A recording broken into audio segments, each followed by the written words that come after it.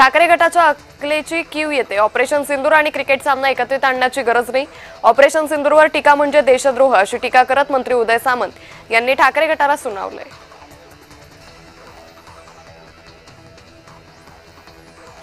बारामतीत धनगर समाजाची बैठक झाली। एसटीतून धनगरांना आरक्षण मिळावं या मागणीसाठी बैठक आयोजित करण्यात आली होती। राज्य सरकारने 8 दिवसात निर्णय घ्यावा अन्यथा रस्त्यावरची लढाई लढू असा इशारा बैठकीतून सरकारला दिलाय।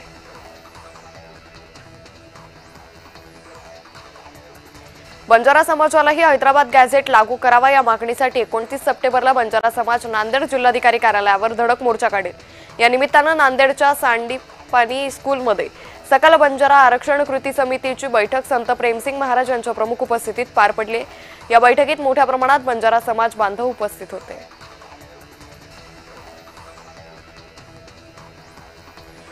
अकोल्यात ईदच्या मिरवणुकीत औरंगजेबाच्या वादग्रस्त पोस्टरवर मुस्लिम युवकांनी दुग्धाभिषेक केला होता। औरंगजेबाच्या या उदात्तीकरणाच्या निषेधार्थ शिवसेनेने अनोखा कार्यक्रम घेतला। त्याच ठिकाणी एकनाथ शिंदे यांच्या शिवसेनेच्या वतीने शुद्धीकरण आंदोलन करत छत्रपती संभाजी महाराज यांच्या फोटोला गंगाजलाने अभिषेक करण्यात आला। अकोल्यात औरंगजेबाचं उदात्तीकरण करणाऱ्यांच्या निषेधार्थ शिवसेनेने अनोखा कार्यक्रम घेतला। ईदच्या मिरवणुकीत औरंगजेबाच्या वादग्रस्त पोस्टरवर मुस्लिम युवकांनी दुग्धाभिषेक केला होता।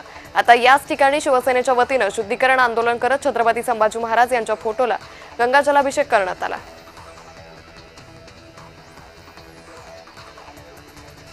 माजी पंचायत समिती सभापती नंदू रहांगडाले यांनी राष्ट्रवादीमध्ये पक्षप्रवेश केलाय।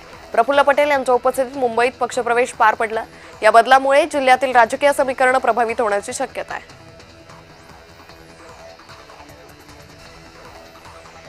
नाशिकमध्ये भारत पाकिस्तान सामन्याविरोधात मनसेकडून आंदोलन करण्यात आलं होतं। मनसेच्या कार्यकर्त्यांनी टीव्ही फोडो आंदोलन केलं। टीव्ही फोडून सरकारचा निषेध करण्यात आला।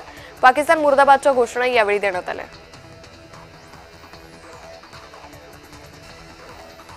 धुळे जिल्हावासियांना दर्जेदार आरोग्य सेवा देण्यासाठी प्रयत्न करण्यात येतील असं आश्वासन मंत्री प्रकाश आंबेडकर यांनी दिले।